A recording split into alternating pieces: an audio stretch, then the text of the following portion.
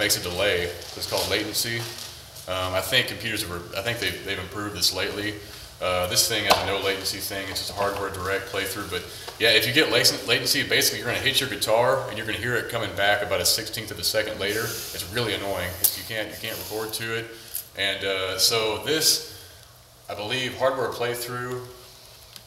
We're just going to try. We want hardware playthrough, not software. Software is going to loop it through the effects. We can put effects on it afterwards, after we recorded it. But you want to hear the clean, dry track, you know, that you're recording to.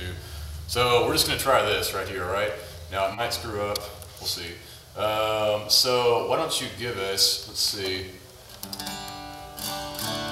And now we're looking for here. You got our musician playing, right? So we want to look for something that's going to show us how hot his signal's coming in. Okay. And so if I don't know where it is, I'm going to go into help and I'm going to search for it. And so I'm going to do like something like audio monitor. But yeah, like you're saying, there's some way to arm the track, some way to tell that this. There's a red button. Well, here's the overall record button, right? And now we're recording. Look at that. That's not so bad. So I just pushed record on the thing, and now it's recording. I'm actually impressed. And we got an input right here. We got a gain input. You can see if it's hitting that little red button up there. If that's turning red, that means it's peaking. So it's too loud. It's coming in too hot. It's gonna be every time it hits. So I'm gonna stop it. And let's go back. Let's hear it back here. Let's see. I think you should do it like. Oh, okay, yeah. So you don't want it turning. You don't want it hitting this red. See, right, this little red thing right there. That means it peaked and it probably distorted. Let's go back and see. And honestly,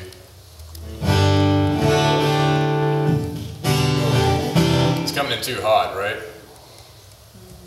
Now, see, we have got input volume.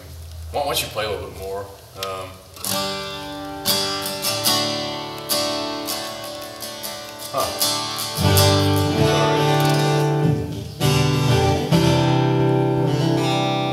Do you guys see, I'm going to try to zoom in a little bit here.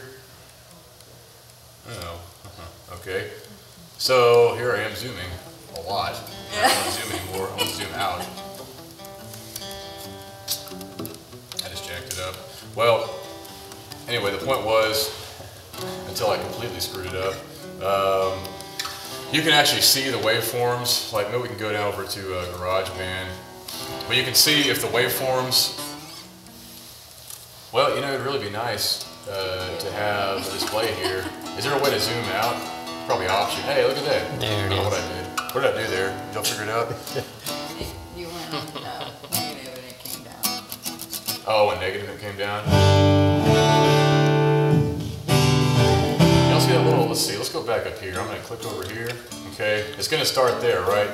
Most programs, you're actually dragging around this meter bar up here to tell it where. Because see, this is the audio waveform. And you can visually see where he stopped playing right there. Just a really tiny signal. Most programs you're dragging around up here, like in Garageband, Digital Performer, I believe in Pro Tools, I don't suppose as much. All right. Anyways, so let's play it. I'm going to show you all right in here. You guys see a little red lights bumping up there? That means it peaked. It's telling us, hey, your signal's too hot coming in. It's too loud. Okay. So, and we've got this little. Really, now usually, a lot of the times you're going to have to use your system sound, for the overall computer. You're going to adjust the volume coming into the overall computer because you want to get a clean signal, and then you want to compress it and push it way up, you know, to make it real loud and pull out the EQs that sound good. So it's going to be there's a sound input here somewhere. It's going to be sound input output, just basics on computers. See, I've got input. Let's see, I'm way in here. Input selected. All right. Line in. Once you play a little bit here, Mylon, can you play a little bit there? Now see, look at that. It's going at 90. Oh, you can set 91%. I'm gonna take it down. You guys see how it's going all the way to the top like that? That means it's probably gonna be peaking. So I'm gonna take it way down. It's going about 75% now, right? So it's not gonna be hitting the very top and slamming up on that wall. It's the same thing. It's the same thing with. Yeah, perfect, thanks. Okay, so we're using the computer input, the computer, like the little OS operating system to adjust how hot it's coming in, right? And we've got about 30 minutes.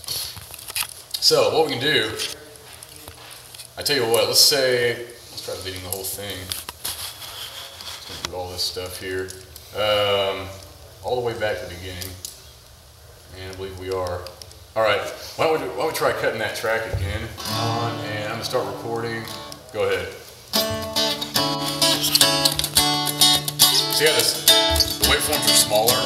It's not as hot coming in, it's not as loud. I hope it's not picking up my voice in his guitar mic, we'll see.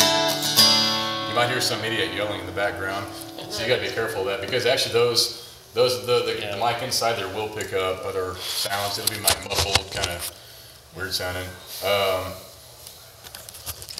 Let's hear it.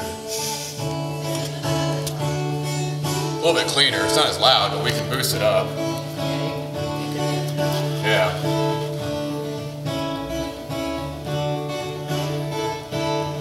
Okay. All right, and now I'll tell you what, let's try to do some basic EQing with this here. I can't believe I'm using Audacity and I have no idea how to use it. It's kind of fun. It's like let's figure out something together, you know, because a lot of times you're doing that, your equipment's not working right.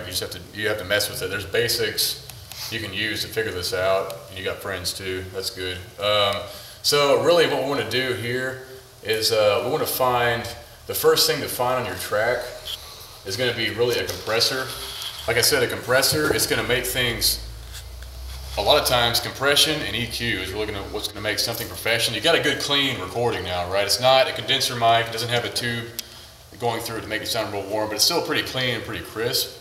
And so, getting a compressor in there that will push up the low hits, you know, the hits that aren't as loud. It'll push those up and it'll squash down the ones that are really loud, and then move the entire thing up, you know, up to that top dB level where it's loud. It's not like you're having to turn up your radio and like, I can't hear it. It's all this scratching and stuff. You're getting your signals way above your noise. That's what a compressor will help you do. And you want to compress each track. You also want to EQ it. Okay, and of course in Audacity, I don't know where the compressor is. Honestly, we're going to have to go to Garageband here. I use Digital Performer is what I use. So I'm trying to do like I started out with, I think, a Cakewalk when I was 16. And I was using this little mic input here. And I make little, you know, like hard rock recordings. Like I'd have a little digital drum track I'd play to and put a bass and guitar, like 12 guitar tracks over it. So I tell you what, so you guys all have PCs, right? Okay. Well, we're just going to go through, we're going to try to find, I'm just going to go to help compressor, look at that, menu items, compressor, effects, just right in front of me, in front of my eyes. So, that's going to weigh, do you know how to Get an effect, you have to highlight the waveform. A mixer probably, yeah, it's probably going to be